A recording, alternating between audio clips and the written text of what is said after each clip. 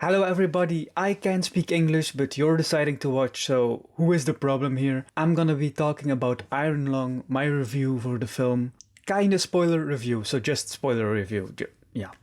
I have to say though, I am biased. I love Markiplier. I watched him, Jacksepticeye, DanTDM for over 10 years now. That's basically how I understood English. But as you can clearly tell, I still can't speak it yet. But maybe this video will help me and every video I make to better pronunciate, but I think I said it right, to pronunciate my words correctly. Recap, I love Markiplier, so I am already biased of this movie.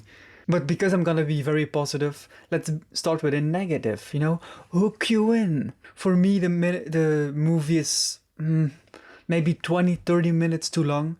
I really like the concept of the movie. I did not know the game actually. I did not watch his playthrough of the game.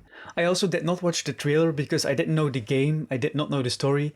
I decided not to watch the trailer so I could be completely surprised by the movie. I love Markiplier, so that was enough of a selling point for me to go and watch the movie.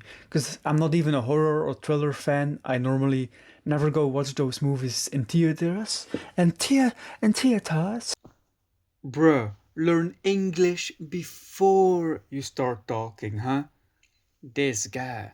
To be fair, if on a scale of 1 to 10, don't mind my 10. So on a scale from 1 to 10, I like Mark this much. Yeah, that's my poor attempt at his abs.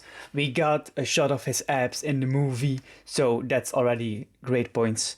At this point, I have watched his gameplay of the entire game and the lore updates and everything, so I'm starting to understand the complete story, or what at least the part that they give us in the game and in the lore. And I love, just like in the game, that you stay in Simon's perspective. It makes you very claustrophobic. You spend this entire time, almost the entire time, in one room, but it doesn't feel like a budget film, it feels more like intentional. Like, there's a reason you stay in this room. You're literally welded shut inside of the submarine, and they really want you to feel it, how hot it's getting, the air that's going away, just everything, every shot. He uses a lot of close-up shots. To me, a little bit too much, but at the same time, I understood why he did it. So you really feel like with this character not being able to escape. So I did think the use of his one primary set was very well utilized. Also, when his mental breakdown starts happening, you can really see how it went there. It's a very good progression of the story. I did not mind the slow burn at the beginning because it was, to me, because I did not know the story, I could be fully immersed in it, so I did not even feel it being a slow burn or waiting until something happened. I liked the build up of not knowing anything at all and just trying to piece it together with Simon as we went on. The best way I can describe it is it felt like an escape room. You constantly find little pieces of the puzzle and you start to put together one entire story. But I like that even in the end, you did not know almost anything that was going on. Just like Simon in the movie, you are just one piece of humanity, one piece of the puzzle who is trying to get to a better future, even though he will never be inside of that future. There is no hope for him, but maybe there is hope for humanity at large. Sometimes I did feel in the dialogue that it was a little bit too direct, like you're not really feeling the emotion of fear, of tiredness, but Simon actually saying like, I'm tired, or I don't know. Sometimes he was just too literal in the dialogue.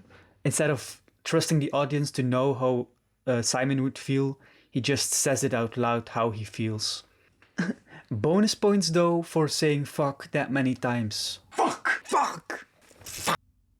I think around halfway through the movie I did feel the runtime a little bit.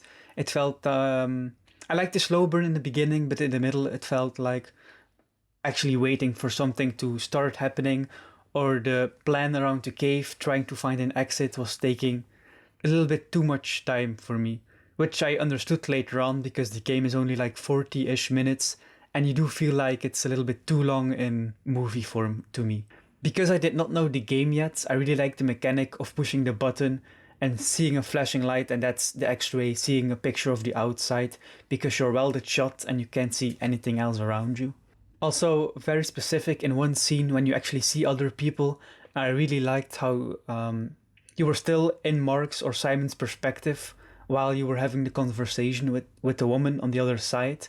It really felt distracting, but in a good way, that the blood was dripping down the window. It really felt like, I don't know, the tension of constantly wiping and keeping the conversation and knowing Simon is not going to get out because he's welded shut and they have to go back down. That really, really worked for me. I'm gonna try to draw that. Give me a second. Yeah, basically it was like this.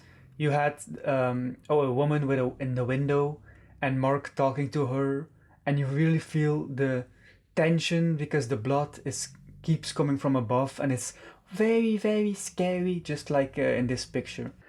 I do have to be honest though, if it wasn't Mark as an actor in the movie, I don't know if I would have been as invested or as engaged in the entire movie as I was. Definitely first 30 minutes I was just watching and thinking, oh, that's Markiplier on screen. Wow, he really did it, you know, you can feel his passion.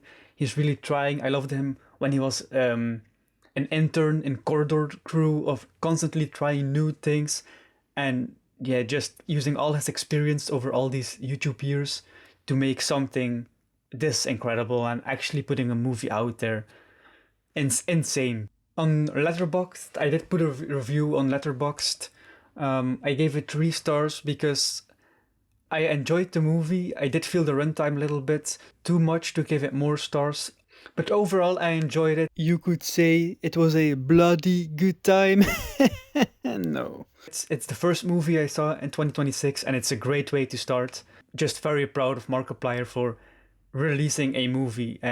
Crazy, but thank you very much for watching. Goodbye. I'm gonna draw the scary ass fish.